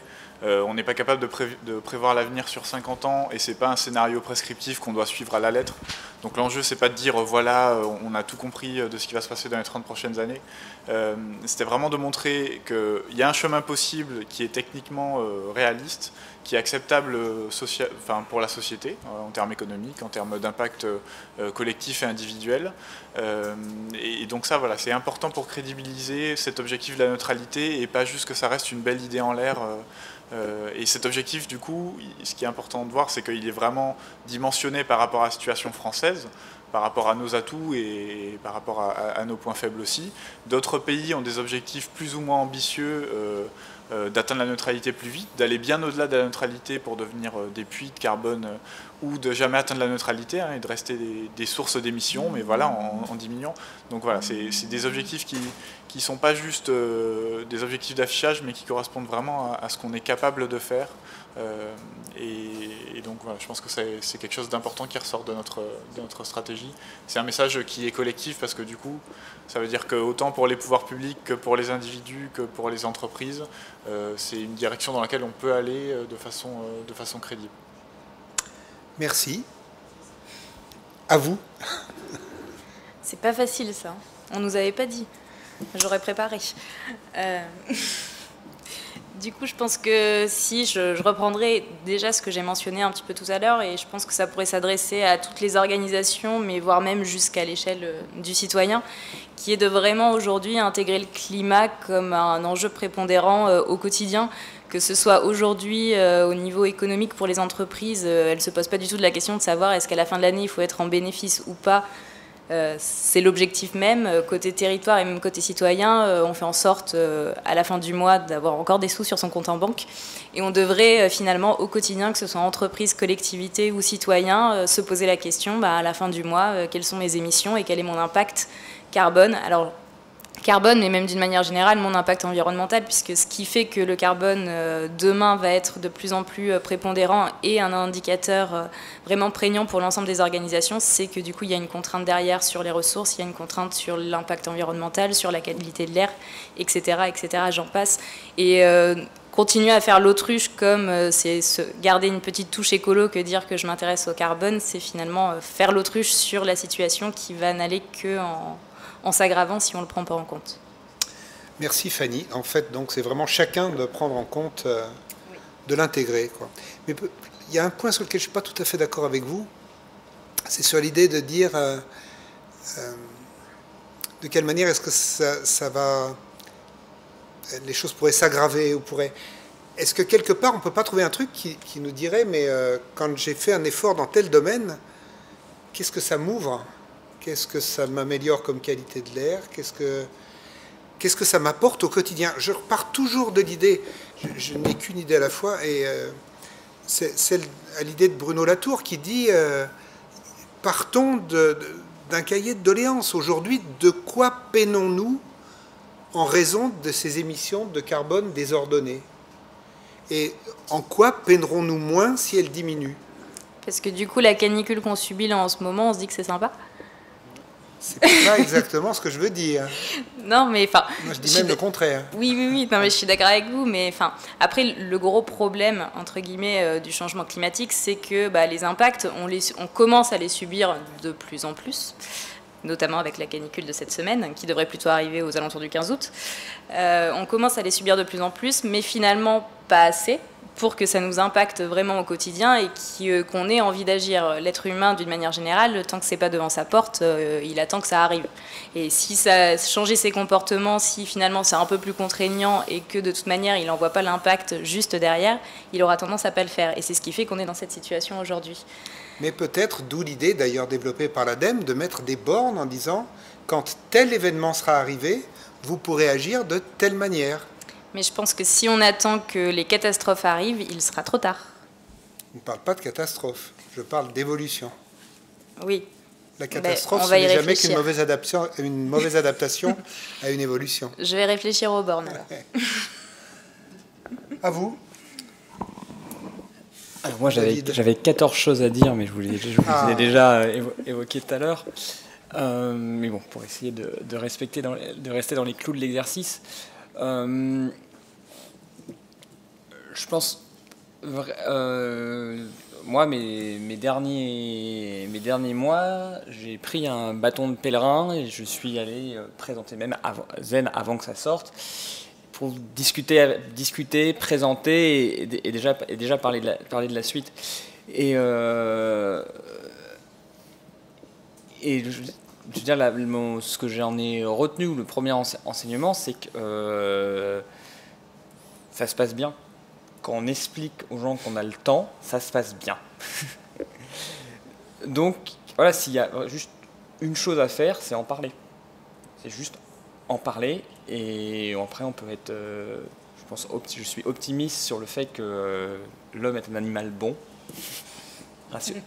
Pas tout le temps rationnel, mais qui tend vers la rationalité, et que voilà, en parler, échanger sur ces sujets, c'est la seule façon au final on en a pour que ça prenne, parce que c'est des choses, c'est des choses énormes, et on a besoin que ça soit élevé, un sujet de société, et qu'il n'y a que que les gens en se projetant sur eux, dans quel monde ils veulent vivre, dans quelle société ils veulent vivre, quelle société, je ne parle pas uniquement neutre en carbone, mais voilà, une société juste, équitable, parce qu'on va forcément arriver dans à ces considérations-là. Elles sont liées, voilà, carbone, biodiversité et beaucoup d'autres choses. Donc voilà, donc c'est ce dialogue-là, mais à tous les niveaux et à différents... et en incluant autant de personnes que possible, tout le monde, pour moi, qui sera la seule possibilité. Sans ça, tout le reste ne marchera pas. Ça semble clair. Justin ? Oui, alors moi, mon message important, c'est un chiffre important, c'est celui que je dis quand je parle avec mes amis, ma famille, et vous allez comprendre pourquoi ils veulent plus trop parler avec moi, mais c'est que... On l'avait compris depuis longtemps. Non, c'est simplement rappeler que l'empreinte carbone d'un habitant français, c'est 12 tonnes grosso modo 12 tonnes de CO2 par an par personne. Il faut atteindre 2 à peu près, prendre quand même l'ampleur des efforts à fournir et aussi se dire que on n'a pas le droit de tricher, on n'a pas le droit d'être à côté, et c'est un message qui, en fait, je note aussi des mots de temps en temps, mais tu as parlé de projet de société, en fait, c'est là-dedans que ça s'inscrit, et c'est pas qu'un effort à l'échelle individuelle, c'est un effort des collectivités, des entreprises, des pouvoirs publics, de tout le monde pour être plus sérieux dans la mesure des émissions.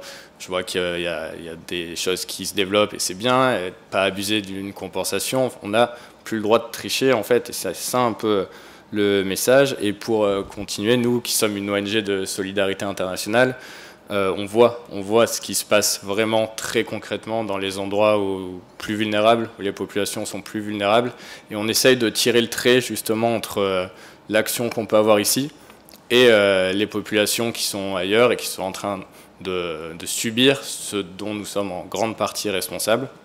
On a lancé une plateforme qui s'appelle la solidarité climatique, justement pour expliquer comment la petite action individuelle, même si elle est rien, déjà s'il y en a plusieurs, commence à avoir un impact, et aussi à quel point c'est un acte de solidarité.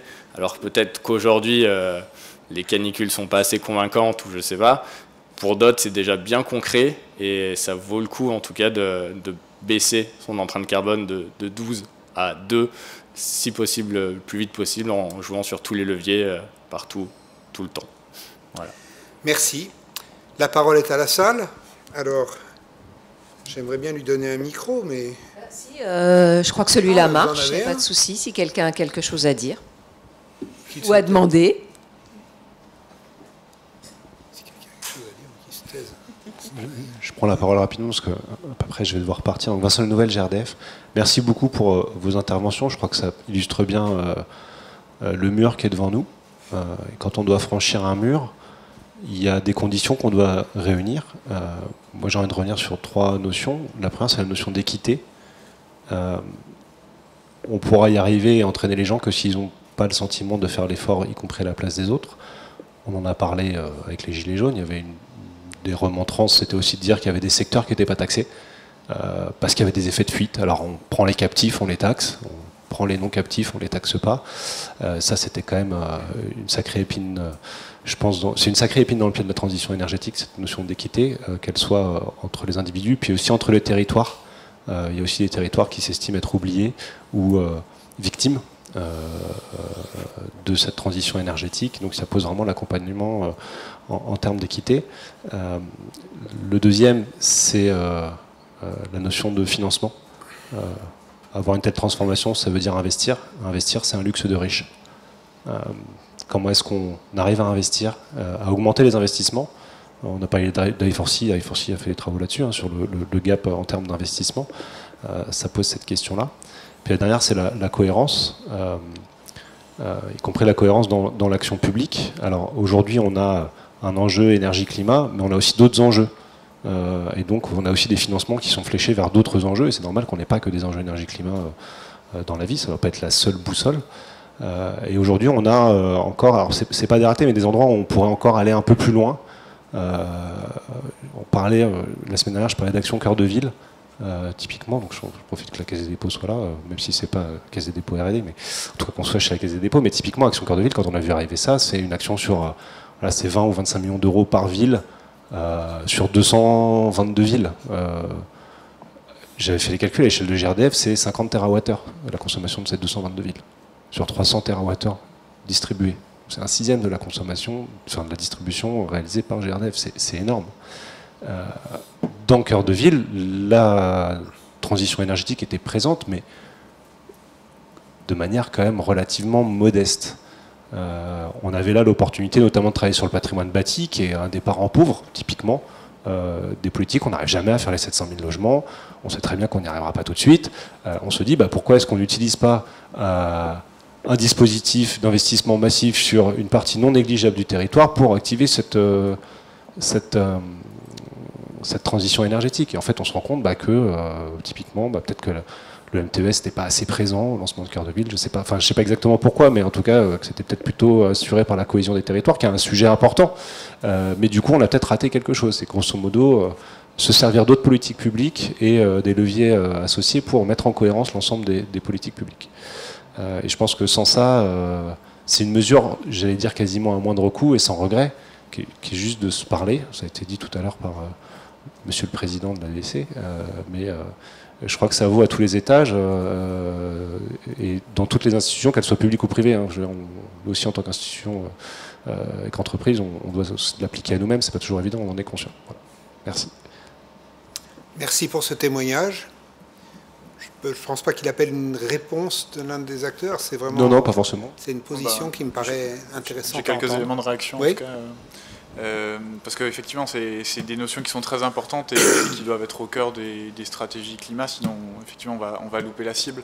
Vous parliez d'équité, j'en ai un petit peu parlé quand j'ai abordé les aspects macroéconomiques de notre stratégie, parce que c'est effectivement quelque chose qu'on a regardé, y compris après l'impact par ménage des différentes mesures qu'on a en place, y compris la fiscalité. Enfin voilà, il y a toutes ces notions-là, et on aura forcément besoin de politiques redistributives associées aux mesures qu'on va mettre en place si on veut que ça fonctionne. C'est vrai pour l'équité, c'est vrai pour les financements, vous l'avez dit, parce que voilà, au global, c'est favorable parce qu'on va consommer moins d'énergie, on aura une sécurité d'approvisionnement qui sera plus forte, donc on aura une stabilité des prix, etc. Mais le chemin à parcourir, il y a des gagnants et des perdants, et il faut pouvoir accompagner les perdants, sinon ils ne seront pas capables de franchir la marche, et c'est effectivement très important. Et cette notion d'équité, elle existe aussi entre les différents pays. On entend souvent, la France, c'est qu'1% des émissions dans le monde, on est déjà très vertueux, donc attention, il ne faut pas aller trop vite. C'est plutôt 2% si on raisonne en empreinte, déjà. Et puis la notion d'équité, c'est aussi tout l'historique, le poids historique de chacun des pays dans la situation actuelle, les capacités à faire qui sont des notions importantes au niveau onusien. Donc voilà, il faut garder tout ça en tête. Et juste pour finir sur la cohérence, parce que c'est aussi un point majeur, et le rapport du Haut Conseil pour le climat l'aborde déjà en faisant un peu le focus sur la LOM, la loi d'orientation sur les mobilités, qui apporte beaucoup de mesures sur la question de la transition énergétique et climatique, mais qui ne va pas forcément aussi loin qu'on aurait pu espérer, et ça c'est un peu ce que vous illustrez avec Cœur de Ville. L'exercice de la SNBC en tant que tel, déjà, on l'a fait en lien avec d'autres administrations, et ça déjà, ça a été assez vertueux dans le sens où ça a permis à d'autres ministères, administrations partenaires, etc., de voir ce que ça représentait pour leur secteur respectif.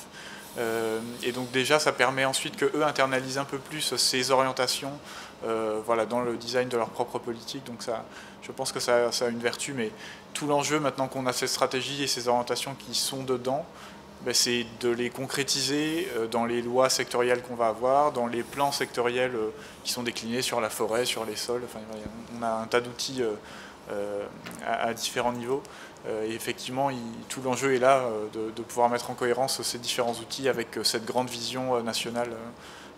Voilà. Sinon, c'est sûr que les transformations n'arriveront pas au rythme où on a besoin. Est-ce qu'il y a d'autres questions dans la salle? Oui. Bonjour, Judith Laloupeau, responsable RSE pour Elior Group. Donc on agit dans le secteur de la restauration. J'avais une question, alors plus macro. Enfin, je voulais savoir quelles étaient les relations de l'ABC avec l'initiative Science Based Target et aussi le Carbon Disclosure Project, puisque justement, est-ce que vous êtes en dialogue avec eux, avec ces deux organisations, chacun d'entre vous en fait. Je crois que PE, je ne sais plus si vous êtes aussi membre de l'initiative ou à titre d'observateur, ou je ne sais plus. Mais en tout cas, j'aimerais bien connaître vos liens et ça bouge pas mal en fait dans le secteur. Le Carbon Disclosure Project fait bouger les entreprises en menant des études. Alors maintenant, elles sont plus passées. Avant, on devait répondre à des questionnaires pour se faire bien noter par eux ou pas. Aujourd'hui, quand on n'est pas partie de l'initiative, comme Elior, on est cité aussi comme entreprise faisant partie des secteurs non transparents. Donc c'est une initiative aussi qui pousse les entreprises donc, à aller de l'avant aussi, par le name and shame, sans forcément aller vraiment jusque-là. Quels sont vos liens et qu'est-ce que vous pensez de cette approche ?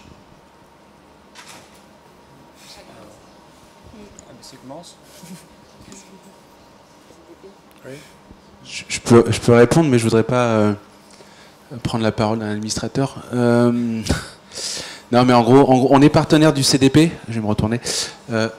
Pardon ? Moi, je suis l'ABC. Moi, j'ai fait. Pardon, j'ai fait. Oui, pas de problème.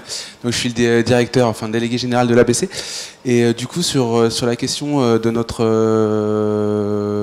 rapprochement ou partenariat avec le CDP, donc on est partenaire du CDP parce que utilisateur du questionnaire, notamment sur tous nos travaux de développement de notre outil bilan carbone. On est en échange avec eux, je dirais pas régulièrement, mais de temps en temps sur l'utilisation du questionnaire par rapport à nos outils pour qu'on puisse être en cohérence sur ces sujets.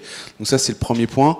Et le CDP, c'est des gens qu'on a régulièrement de toute façon au téléphone, puisqu'on est partenaire de l'ADEME sur la méthodologie ACT, donc sur la méthode d'évaluation des stratégies de degré des entreprises, qui est une méthode imaginée par l'ADEME, mais fondée par l'ADEME et le CDP. Donc de fait, on a des réunions quasi hebdomadaires ADEME, ABC, CDP sur le sujet.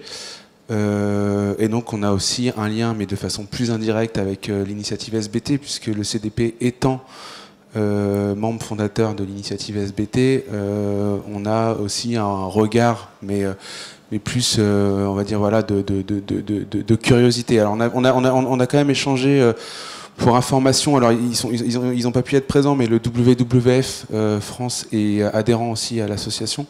Donc c'est des sujets sur lesquels on échange sans forcément rentrer dans la construction de méthode de l'initiative SBT.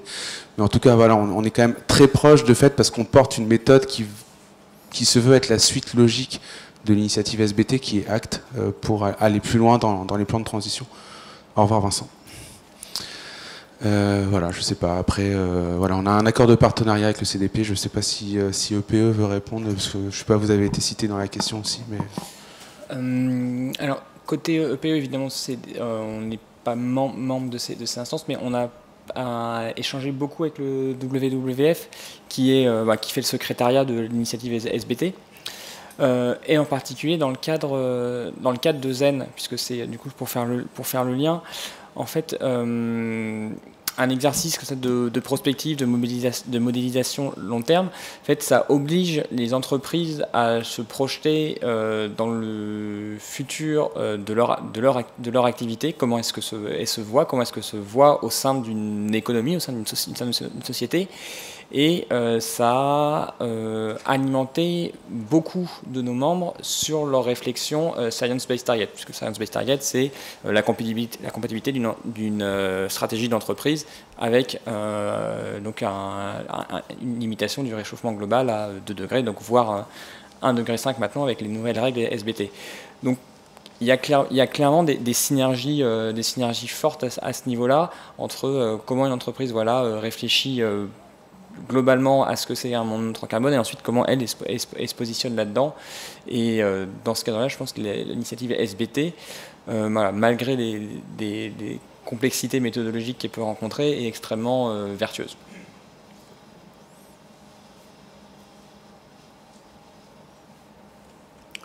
Plus de questions dans la salle ? Il y a l'heure qui... Je ne sais pas s'il y a encore des questions, mais il y a l'heure qui tourne. Alors je crois qu'on est juste... On a 4 minutes de retard, ce qui est à peu près acceptable. Ce qui est bien. Si on peut prendre une dernière question, remarque. Sinon, sinon, merci encore à la Caisse de nous avoir accueillis pour ces 2 temps. Et peut-être juste avant le mot de conclusion, vous dire qu'on a réservé un espace dans une brasserie à côté, brasserie de Solferino, c'est à 5 minutes à pied. Et voilà, si vous voulez continuer à échanger avec nous, on peut aller prendre, nous on va aller prendre un verre, donc vous pouvez prendre un verre avec nous, avec grand plaisir. Voilà, on vous convie tous à l'extérieur, parce que voilà, c'est une salle un peu sombre, donc on va aller prendre le soleil et la chaleur. Merci. Donc quelques mots de conclusion. Je veux bien les faire, hein, mais en tant qu'administrateur, il y a plein d'administrateurs, donc je ne sais pas si vous voulez les faire ou pas. C'est un peu compliqué. Ce qui est compliqué, c'est d'entendre que c'est simple. J'ai commencé par là. Hans Stoulen disait c'est simple pour ce qui est de gérer l'adaptation au changement climatique. Bertrand Pancher dit c'est simple. On va le faire. J'ai l'impression qu'on a quand même une batterie d'outils. On a des directions qui apparaissent assez claires sur ce qui est indispensable de faire. On a pas mal de bonne volonté autour. Visiblement, jusqu'ici, on n'a pas réussi à le communiquer. Mais apparemment, c'est aussi facile de parler quand on se rencontre. Donc, je crois que si on avance un peu chacun de notre côté, on devrait arriver à quelque chose. Simplement, visiblement, on n'a pas trouvé le déclencheur. On n'a pas trouvé les déclencheurs. On est ici une toute petite communauté de gens qui partagent un point de vue. Je ne vais pas dire que nous sommes une secte, mais on est vraiment tous convaincus de la même chose. Je ne sais pas si d'ailleurs dans nos vies quotidiennes, on applique un certain nombre de choses qui permettent de progresser. Je repense à 2 faits qui sont récents et qui m'avaient un peu étonné.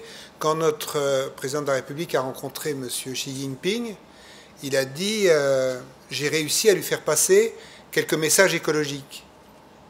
Et je lui ai vendu 200 Airbus. Donc, ça veut dire que quand même on a quelques problèmes encore d'ordre de grandeur, d'impact, je t'ai vendu 200 Airbus, mais j'ai fermé l'eau quand je me lavais les dents ce matin. Non, mais on sent bien que c'est pas... On n'a pas l'appréhension facile de tout ça. Je pense qu'il nous manque l'appréhension facile. Alors, la table d'orientation que j'évoquais tout à l'heure, je pense que ce serait quelque chose de vraiment nécessaire. Un truc où on se dirait, voilà, j'en suis là, j'ai 18 guides ici, j'ai des méthodes là, j'ai une grande directive à suivre. Je m'y retrouve comment ? Je vais encore reparler des Suisses, parce que ce sont des gens qui m'étonnent tous les jours, hein, j'en connais plusieurs. Sur cette histoire de citoyens à 2000 watts, pour y arriver, c'est pas un truc... je ne sais pas d'où c'est sorti, au départ. Je crois que c'est sorti de l'université de Lausanne, il me semble. Et l'idée était de dire, qui d'entre vous a un moyen pour arriver à... C'est ça la question qui a été posée. Et là sont intervenus en premier des PME qui ont dit ah, on a des trucs qui nous permettraient d'économiser, voilà de quelle manière. Ensuite, on a mis en œuvre toutes les universités, toutes les grandes écoles, toutes les grandes entreprises. Les politiques qui voyaient tout ça partir dans tous les sens ont essayé de le rattraper au vol, et s'y sont associés, et y compris dans l'apprentissage et dans l'école primaire et secondaire. Ça devient exactement ce qu'on a décrit ici tout à l'heure. Comment est-ce qu'on s'empare du sujet ? Comment est-ce que c'est facile quand on discute avec ses 2 voisins ? De quelle manière est-ce qu'on peut progresser de cette manière-là ? Je pense que les outils très coercitifs qu'on a évoqués tout à l'heure, la lourdeur des amendes, ça n'aide pas à se dire je vais gagner de l'argent en consommant moins de carbone, c'est quelque chose que tout le monde peut comprendre. Se dire si je fais pas ça, je vais en prendre une qui va vraiment me jeter par terre, ça va difficilement créer un enthousiasme. Ça va être plus compliqué pour aller vers. Et je conclurai en disant la première chose que j'ai dite au début, je reviens à cette idée de cahier de doléances. Qu'est-ce qui, dans notre vie, aujourd'hui, a un impact en raison des émissions liées au carbone ou de gaz à effet de serre en général. Qu'est-ce qui a un impact? Est-ce que ça a vraiment un impact? Est-ce que ça n'a pas d'impact? Quel impact ça va avoir? Combien ça va me coûter? Quel confort ça va m'enlever? Il se passe des choses. Et donc je pense qu'il faudrait vraiment prendre le temps, indépendamment des bilans carbone tels qu'ils sont réalisés ou d'autres outils qui sont utilisés, mais prendre le temps de permettre à chacun de dire ce que ça joue pour lui. Qu'est-ce qui se joue? Et j'ai assez confiance pour la suite, tout en pensant qu'on est quand même dans une situation extrêmement compliquée. Merci Louis, et puis encore merci aux 4 intervenants, Joseph, Fanny, David, Justin, merci beaucoup. Et puis on a encore plein de projets en commun de toute façon, donc voilà, on devrait se voir dans tout bientôt. Et puis, merci à tous d'être venus, et puis à très vite. Enfin à tout de suite d'ailleurs si vous voulez boire un coup. Voilà.